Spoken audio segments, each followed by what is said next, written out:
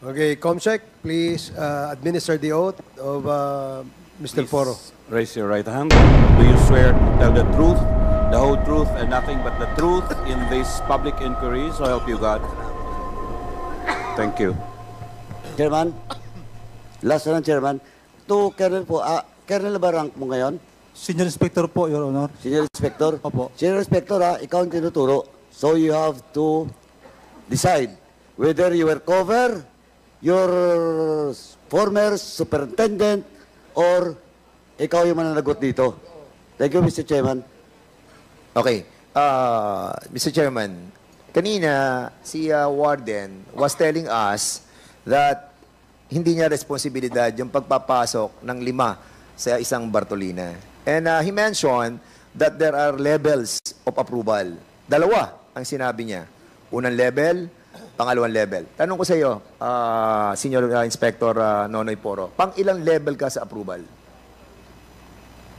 Pangalawa po. Pangalawa. Actually, pang-tatlo po ako, Your Honor. Pangatlo. So may first level, may second level, ikaw pangatlo. So ikaw ang final approval. Hindi ang final approval, sir, talaga manggaling sa taas. Oh, so kay Warden Opo. ang final approval. Opo. So after your approval, dinala mo kay Warden. So si Warden ang nagsisinungaling. So ngayon, ang final ng approval ng pagpapasok ng 3 Chinese together with the 2 PDLs is under your jurisdiction, Warden.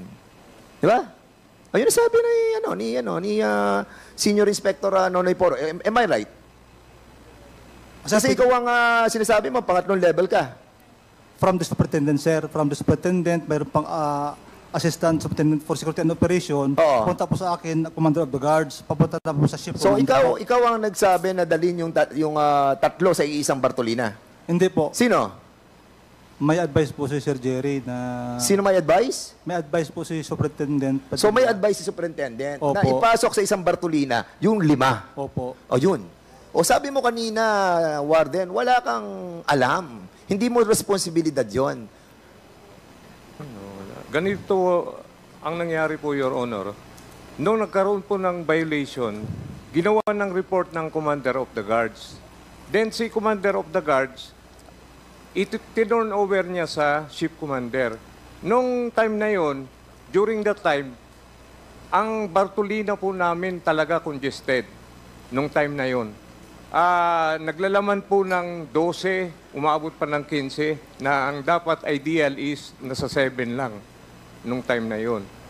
Naunang dumating doon sa Bartolina yung 2, tapos nung nag-consult po sa akin si Commander Foro kung paano ang sistema, kasi dapat po ang nagdadala dyan yung ship commander, siya po ang nagdidesisyon kung saang selda po ilalagay. Alam mo, Warden, kanina sinasabi mo wala kang alam eh. Kasi sinasabi mo level yan ng ng Opo. first level, second level, di ba? Third level. Nagkaroon po ko... Now. Ngayon, meron na kayong usapan na nag-uusap na pala kayo kung saan ilalagay yung 5. Am I correct? Di ba ngayon sinasabi mo meron na kayong usapan? Kanina hindi mo alam eh. Di ba? As I recall, Your Honor, kasi sa sobrang tagal, para lumapit Can you siya. please speak louder with your mouth much nearer? Lumapit siya kasi nagkakaroon kami ng problema nung time na yon dahil dyan sa sistemang yan. O yun, so wait, putulin kita doon. So alam mo na pala nagkakaproblema kayo sa sistemang yon. At alam mo na mga foreigners yun. At alam mo merong 2 na PDLs na ang kakso convicted with murder. Bakit pinagsama mo sila? Wala naman po kami... Because of the approval of the 3 levels. Is that what you're trying to say? As recommended. As recommended by them. Yes. Di ba? So, the final approval lies with you. Am I correct? Supposed to be... Answer me. Yes, Your Honor. Yes, so you have the responsibility. Oh. Ikaw ang nag-approve na yung 5 magsama-sama sa isang Bartolina. Pero- Tama? Yes, Your Honor. That is what we are trying to ask. Congressman Johnny Pimentel was asking you. Pero Di ba, wait. Kanina sinatanong ka ni Congressman Johnny Pimentel. Ang sinasabi mo, wala kang responsibilidad doon. Ang sinasabi mo, first level, second level, and third level responsibility yan. Hindi ko responsibilidad yan. Di ba? Alam mo, Warden, mahirap magtahi-tahi ng kasinungalingan. Hindi Di po ba? ako nagsisinungaling, Your Honor. Alam mo, nakakalungkot. Dahil pinagtatakpan mo yung pagkakasala ng pagpatay doon sa 3 Chinese national. Sabihin na nating pinakamasama na silang tao sa buong mundo. Pero wala tayong karapatan na maging bahagi tayo para magbuwi sila ng buhay. Alam mo ba yun, Warden? Hindi ka ba nakukonsensya? Hindi ka nakukonsensya? Ha? Nakakonsensya po. Nakukonsensya ka? Opo. So, ngayon nakukonsensya ka na? Pero wala po akong kinalaman sa nangyaring patayan. Paano ka na wala kang responsibilidad samantalang sinasabi mo that you have this final approval? Mr. Chairman, I think this person is lying to his state. At nakita naman po natin that kanina sinasabi niya na hindi niya level yung responsibilidad na yon, and now he's changing his testimony na yung final approval na sa kanya because si Senior Inspector Nono Poro told us na ang final approval lies with the warden, which is the right procedure. In any institution, in any agency, it's always the head who have the responsibility of all what is happening in his agency. And that's the reason why, Mr. Chairman, I believe that this person will always lie in this committee. Thank you, Congressman Fernandez. Ako, may rejoinder lang ako doon sa tanong ni Congressman Dan Fernandez, Superintendent Padilla. Anong rango mo ngayon? Senior Superintendent po. When you were the warden of Davao Penal Colony, anong rango mo? During that time, we are not yet modernized, yung 10575. I am the penal institution supervisor. Your Honor. Okay, so now you're a full colonel, kumbaga. Based po sa 10575 modernization. Okay. law. So you're a beneficiary of the modernization Yes, Your Honor. because you were promoted. Is it because of your accomplishments, or is it because you were just a mere beneficiary of the law, the modernization law? Because of the modernization law, not because of the promotion. So wala kang meritorious achievement for the government to promote you to your rank now. I mean, hindi po nangyari yon. O sige. Alam mo, I think Senior Inspector Noni Foro was just telling the committee kung ano yung proseso. Kasi hindi naman nga tama na alam nila na malalagay sa Bartolina yung mga preso, pero yung boss nila, which is you, hindi mo alam. Now, you keep on evading the questions asked by the members. And you, with your answers, you compel us to believe and to conclude na ikaw ay nagsisinungaling. Dalawang bagay lang po yan kay Superintendent Padilla. You are either incompetent, nagtataka kami na hindi mo alam yung procedure, mabuti pa yung the deputy, yung mas mababa sa'yo, alam yung procedure eh. Ikaw boss. So, you are either incompetent or meron kang kinalaman dito sa krimen na nangyari mismo sa bahay mo. Because this crime was committed under your watch. And that makes you more incompetent.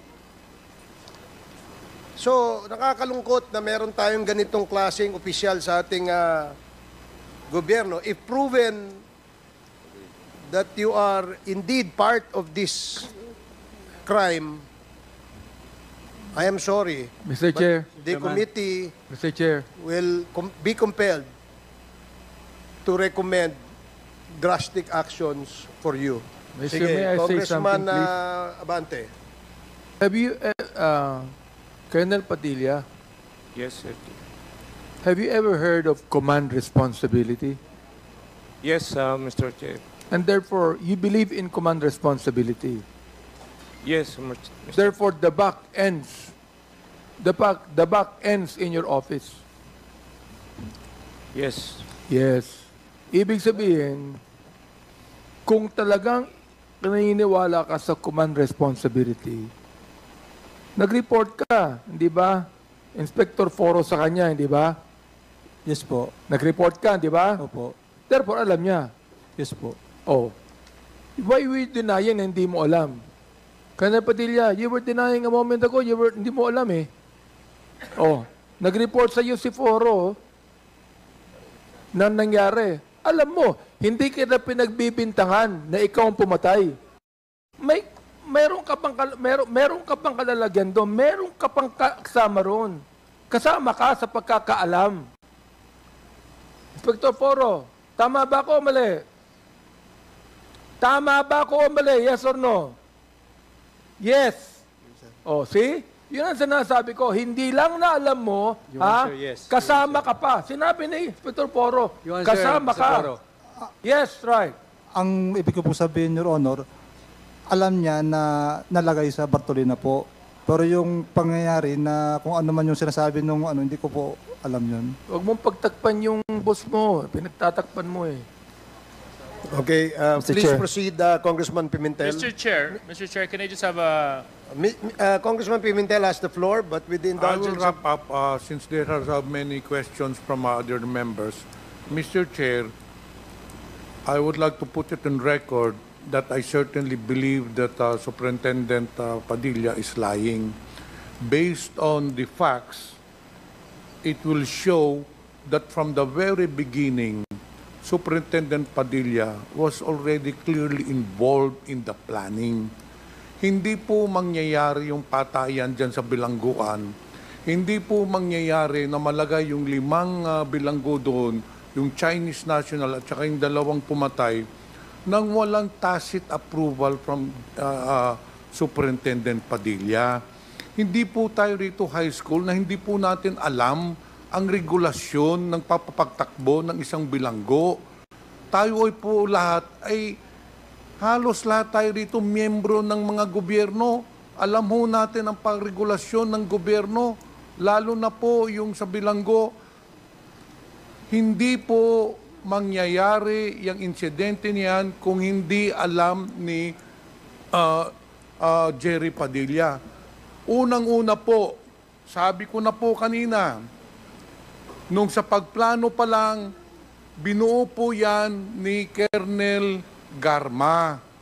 Kaya nga po, may in close contact si Colonel Garma kay Superintendent Padilla dahil siya ang may hawak ng bilangguan. Hindi magagawa ni Colonel Garma yung pagpatay sa Chinese national without the cooperation of Superintendent Padilla kasi siya ang head ng Dapicol. Siya ang hari po doon. Kaya nga kinontak siya ni Colonel Garma, ilang beses sila nag-usap.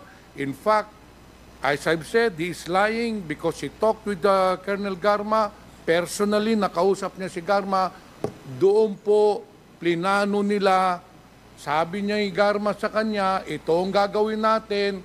Bartolina mo yung 5. Sinabi niya kanina, Mr. Chair, na congested daw ang mga Bartolina, may 12, may 7. Bakit doon sa Selda 6, 5 lang sila ang nandun? Congested naman pala, bakit hindi nilagyan ng ibang bilanggo? Everything na nandito po sa salaysay ng mga resource persons natin, lahat ng mga facts na nangyari ng insidente, all leads to Superintendent Padilla, Mr. Chair. Yun lang po, Mr. Chair. Mr. Chair, I'd like to move that we recall the 2 witnesses so that they will face Colonel Padilla and tell us if they are true to their oath and to their statement. Okay. So move. there is a motion to invite again the 2 witnesses, PDL witnesses, which is presently detained in the premises of the House of Representatives, duly seconded. Hearing no objection, the motion is approved. So, COMSEC, please coordinate with the Sergeant at Arms to bring before this committee today the two other witnesses. Mr. Chairman, Yes, if I may just read something very quickly. Congressman Suarez. Thank you very much, Mr. Chairman. Mr. Chairman, I'd like to point out to Superintendent Padilla, Chapter 5 under Transfer of PDL. Under Section 2, nakasulat po dito, a PDL transfer must be duly covered by the corrections order issued by the superintendent. Kayo po yun. Kayo lang po ang may kapangyarihan para maglipat ng preso sa loob ng isang presuhan. At wag po natin kakalimutan na yung pinaglipatan po ng dalawa ay magkabukod na colony. One for foreign nationals and one for Filipinos. Ipinagsama po sila sa isang Bartolina. At kayo lamang po ang may kapangyarihan ng gumawa nun. Kasi kayo lang po under the transfer of PDL regulation section number 2, a corrections order can only be issued by the superintendent. This is under your direct supervision, mandate, and responsibility. Kaya hindi nyo po pwedeng sabihin na wala po kayong alam, hindi nyo rin po pwedeng sabihin na wala po kayong kinalaman, kasi nandito po nakasaad sa panuntunan na kayo lang po ang may kapangyarihan para magawa yun. Yun lang po, Mr. Chair. Thank you, Congressman Suarez. Congressman Congressman Paduano, you're recognized. Thank you, Chairman. Gusto ko lang susugan yung statement ni Kong Johnny, yung last. This will be addressed to Chief Inspector Nonil Foro. Ganito po, kanina sinabi ko na, and I thank you for saying the truth na may order galing kay Super. Tama? Okay? Now, kasi sabi niya kanina, na-mention na rin ni Kong Johnny, na decongested daw. But of course, how can the situation in that Bartolina is congested kung unang pinasok yung tatlo, di ba? Unang pinasok yung dalawa, silang dalawa lang. Then, ipinasok yung tatlo, umalagwa yung tatlo, na ayaw pumasok, pinalabas yung dalawa, pinasok yung tatlo, then ipinasok yung dalawa. In short, yung Bartolina na yun is purposely for slaughter. Poro, do you confirm na indeed bakante yung Bartolina na yun? Binabakante? Pwede po paliwanag, sir. Please. Actually, sir, ang ating kasing mga tawag doon namin kasi prison disciplinary dormitory, iba-iba po kasi yung size. Kaya siguro... Diretso na lang po. Opo. Okay, I understand. Iba't iba yung size, iba't ibang number of people, PDL should be there, di ba? Opo. But ito kasing case na to, bakante. Di ba? Pinasok mo na yung tatlo. Yung dalawa. Dalawang PDL natin, si Tan at sa Magdadaro. Tapos, nung pinasok yung tatlo, ayaw pumasok dahil nakita nila yung dalawa. Di ba? Linabas yung Magdadaro, pinasok yung tatlo, saka pinasok yung Magdadaro at saka yung Tan. How can you explain that? Bakante yun. Sir, actually, sir, yung pagpalagay po sa prison disciplinary dormitory po, ina-assign po yan sa ship commander. Kaya yung ship commander po ang nagdala doon sa Bartolina. However, I'm just asking you. Okay? I'm just asking you, Sir. Chief Inspector Poro. Hindi, kung ikaw hindi ka nagdududa? Wala po ako doon kasi, sir, sa pangyayari kasi ang ship commander... Pero di ba, ikaw nag-responde? Yes po, ako nung Ikaw, matagal ka na ba? Kaya Chief Inspector ka, matagal ka na, di ba? Hindi ka ba nagdududa? Ito, honest opinion lang. Looking back, ngayon, hindi ka nagdududa, bakit bakante? Pinasok yung 5? Hindi nga. Sir, kung walang nangyari, di wala sanang... Yun na nga eh. Kasi may nangyari. Kaya medyo po... Duda ka. Hindi, medyo may ano po. Medyo may duda ka, of course. Tama? Opo. Thank you, Mr. Chairman. Mr. Chairman, Thank Chairman. you. Okay, we have a list of interpellators, but before we acknowledge the next, we'd like to give the floor to Senior Deputy Speaker Gonzales. Thank you, Mr. Chairman. Chief Noni Foro, ikaw ba nilabas niyo sa selda at ikaw ang nagposas sa dalawa at inilagay mo sa investigation section, si Tata at si Andy? Yes po sir, ako po ang unang nag-responde po. So ikaw ang nagposa sa kanila? Opo. Pagkatapos, Mr. Padilla, pagkatapos po ng pangyayari, yes or no lang po, meron pong tumawag sa inyo? Wala po. Sigurado po kayo? Honest to goodness, wala pong tumawag. We will wait for the two witness, Mr. Chairman. Thank you. Wala Thank you, pong Congressman nangyaring tawag. Gonzales. The Chair? next to interpellate is Congressman Chino Almario. Dagdagan ko lang po, Mr. Chair, yung kay Sige, before SDS. Congressman Almario, Congressman Ortega. Mr. Chair, kasi nandito naman po sa sinumpaang salaysay niya. Upon order of the shift commander by these infractions, pinapalabas po naman dito na nagbigay po ng utos yung shift commander. Kaya po paulit-ulit po na ine-explain kanina na meron pong hierarchy ng pag-utos dun sa loob ng Davao Penal Colony, which is sinagot naman po na taliwas ni Deputy Speaker J.J. Suarez na the order will always come from the head. So parang ang dating kasi dito sa number 4 na part ng salaysay, yung ship commander po yung nilalaglag. Yun lang po, Mr. Chair. Thank you, Congressman Ortega. Congressman Almario, you're now recognized. Thank you, Mr. Chair. Before I proceed with my questions, Mr. Chair, the committee was given copies of a signed and sworn affidavit by Superintendent Padilla. Given the recent discoveries that were made by the committee, what is the recommendation of what we would do with this sworn affidavit, knowing that there are some inconsistencies with what was submitted and what was discovered during this hearing? He only submitted is that the counter affidavit? Yes. He only submitted that early this morning, and we still have to read it and peruse over it so that we can determine what actions to be taken. In the meantime, we have invited them, both Noni Foro and Superintendent Padilla, to answer to the questions that will be propounded by the members in relation to the extrajudicial killings that the Quadcom is now investigating. Thank you, Mr. Chair. I'll proceed with my questions. Please proceed. I would like to direct these questions kay Sir Jimmy Fortaleza, if I may, Mr. Chair. Sir Jimmy, natanong kanina ni Congressman Johnny Pimentel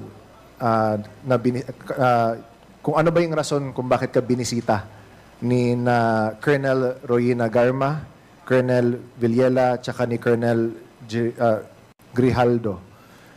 Your Honor, sa pagkaalam ko po, bumisita sila doon para kumustahin ako. Kaya lang, sabi ko nga, after a few minutes, kinausap ako ni Colonel Garma with regards sa sinasabi niyang operation against mga Chinese drug lords, Your Honor. Pero pagkatapos nung pagbisita nila, may mga iba pa bang mga active police officers na bumisita sa'yo pagkatapos ng insidente na yon? Negative na, Your Honor. So galing 2016 hanggang 2022, hanggang ngayon, walang bumisita na active duty officer sa inyo? Regarding sa kung ano bang mga requests na pinapatanong or may gusto ba silang malaman galing sa inyo? Negative, Your Honor. Okay. Sa paragraph 3, sabi mo na dati pa ay malapit na si Garma kay Duterte dahil mula ng pagka-graduate namin sa PNPA ay sa Davao na siya nakatalaga. Sa pagkakaalam ko, siya ay nakatalaga bilang chief ng CIDG Davao. Ba't mo nasabi na si Colonel Garma malapit siya kay Duterte. And gusto ko lang iklaro, sinong Duterte po ba yung tinutukoy niyo po dito? Si President Duterte, Your Honor. So bakit mo nasabi na close sila? Considering na after graduation, doon na po siya na-assign since 1997 hanggang 2016. At siyempre mga classmates namin, nag-uusap-usap kami. Alam naman namin na talagang malapit siya doon sa Duterte family. So galing sa pag-uusap ninyo sa mga kapwa mong classmate, kasama na doon siguro sila Colonel Villela at saka si Colonel Grijaldo, na alam nyo na malapit si Colonel Garma kay dating Presidente Duterte? Yes, sir. Siguro, sir, that is only my assumption dahil sabi ko nga, since 1997, doon na siya na-assign hanggang 2016. So, hindi na siya naalis doon. So, masasabi niyo ba, sir, na may connection din si Colonel Garma tsaka yung dati nating Presidente Duterte? Wala po akong idea, Your Honor, dyan. Okay.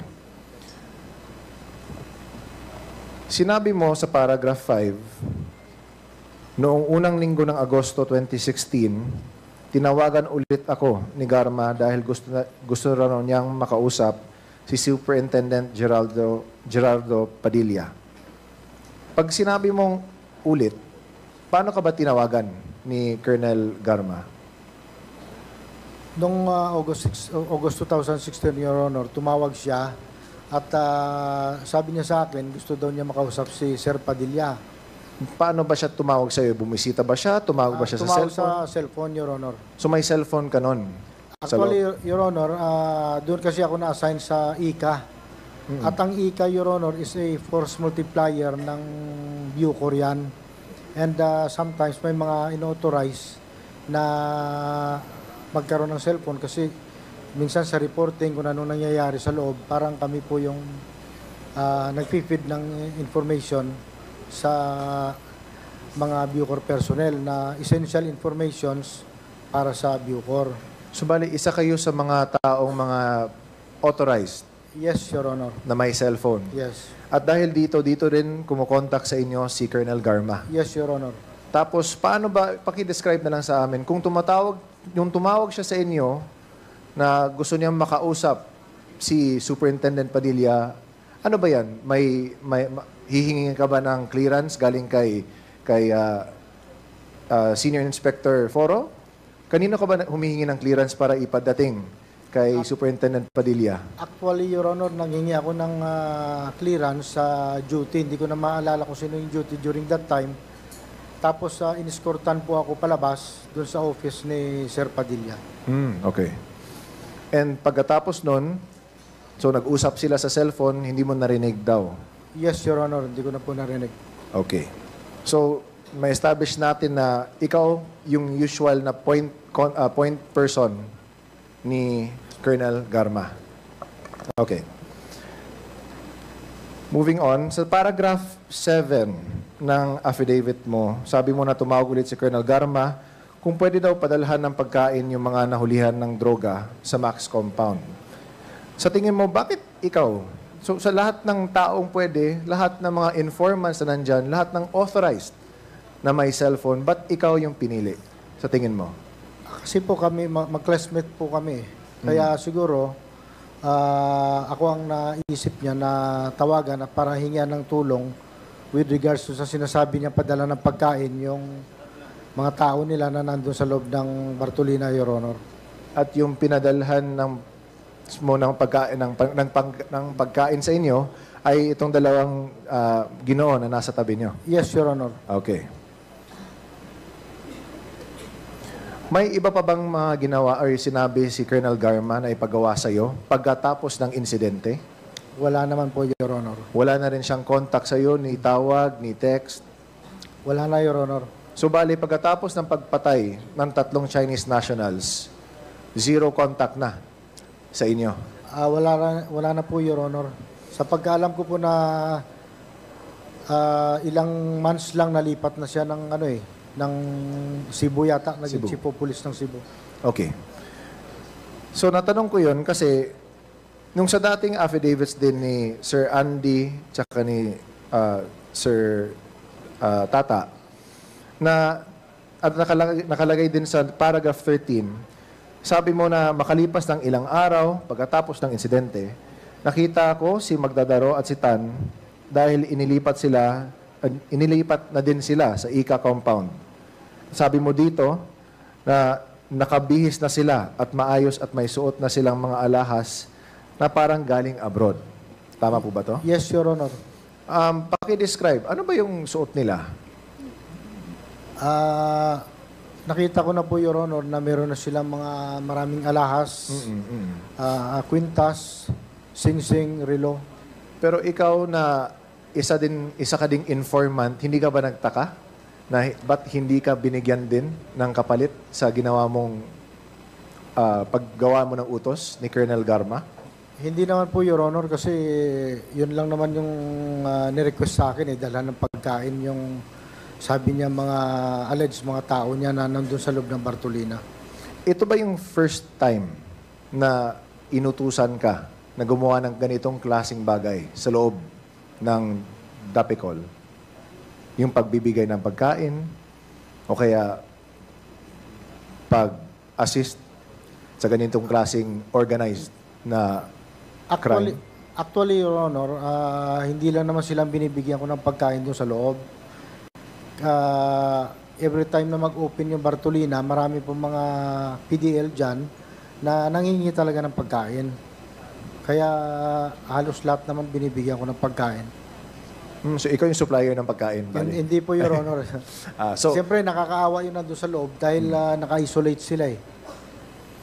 Pero so dito, so di ba ikaw yung nagsusupply ng pagkain sa iba na nangangailangan. Pero masasabi mo ba na ito ba yung dati ding, kumbaga, standard operating procedure nung dating administrasyon?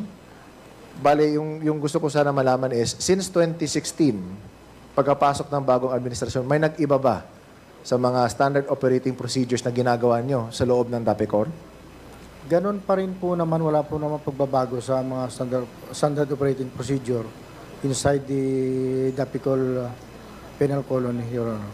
Okay. So, yung nag-iba lang talaga was that kinontak ka lang ni Colonel Garma? Yes, Your Honor. Okay. Bukod pa kay Colonel Garma, siya lang ba ang nag-contact sa inyo or meron pa bang iba na nag-contact sa inyo? Si Colonel Garma lang po yung nag-contact sa akin, Your Honor. So, yung tatlong Chinese nationals, kilala mo ba sila? Yes, Your Honor. Okay. Paano mo sila nakilala? Doon kasi sila sa Foreigners Quarter, Your Honor. At saka doon sa Foreigners Quarter, meron pong parang gym doon. Kaya every time na gusto ko mag-exercise, doon po ako lumilipat para mag-exercise. So nakakausap mo ba sila or nakita mo ba sila? Paano mo ba sila nakilala? Hindi ko po sila nakakausap, Your Honor. Nakikita ko lang po sila. Po? Nakikita ko lang po sila, Your Honor. At Pero paano, hindi ko sila nakakausap. At paano mo nalaman yung mga pangalan nila? May nagsabi ba sa'yo? Kasi sabi mo, di ba, nakilala mo yung tatlong Chinese na nasa ano? Sa Palayaw lang po, Your Honor. Kasi yung isa, familiar sa akin dahil si Jackson Lee, siya po yung dating PDL na nirescue doon sa Trece Martires. Going to hearing, nirescue siya. Kaya familiar yung pangalan niya. Okay. So, kanina, ibalik ko lang kanina, yung sa paragraph 13, yung nakita mo na binigyan ng reward nga sila Andy tsaka si Tata, walang binigay na kahit anong kapalit sa'yo, sa ginawa mo? Your Honor, hindi ko po nakitang binigyan sila ng reward. That was just my observation right after the incident na meron silang mga alahas. Sorry, sorry. Yung ibig ko sabihin is hindi ikaw mismo hindi ka binigyan ng kahit anong reward, kahit anong promise. Negative, Your Honor. So ba't ka nag-agree na gawin yung utos ni Colonel Garma nung tinanong ka niya? That was a simple request lang naman kasi, Your Honor, maghatid ng kahit sino naman ang magsabi sa akin na partner, may tao ako dyan sa loob na nasa Bartolina, baka pwede pakitulungan, padala ng pagkain. So, normal, sir, na gagawin ko pa rin kahit sino. Okay. lastly na lang, Mr. Chair, few more questions. Wala bang, pagkatapos ng insidente, pwede mo bang ma-describe sa amin kung ano yung nangyari sa loob? May nagtanong ba? May nag-investigate ba? May nagtanong ba sa'yo kung ano nangyari?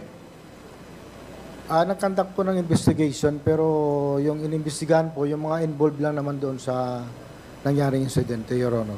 So, hindi ka tinanong, hindi ka nilapitan kahit kanino, walang nag-question or nag-investigate sa'yo mismo? Wala po, Your Honor. Okay. So, sa lahat nito, bale, masasabi mo ba na ginamit ka ni Colonel Garma na para sa kanyang plano na mapatay yung 3 Chinese nationals? Parang gano'n na nga, Your Honor, nagamit ako. Okay. Unknowingly, nagamit ako. Okay. Thank you. That would be all, Mr. Chair. Thank you, Congressman Almario.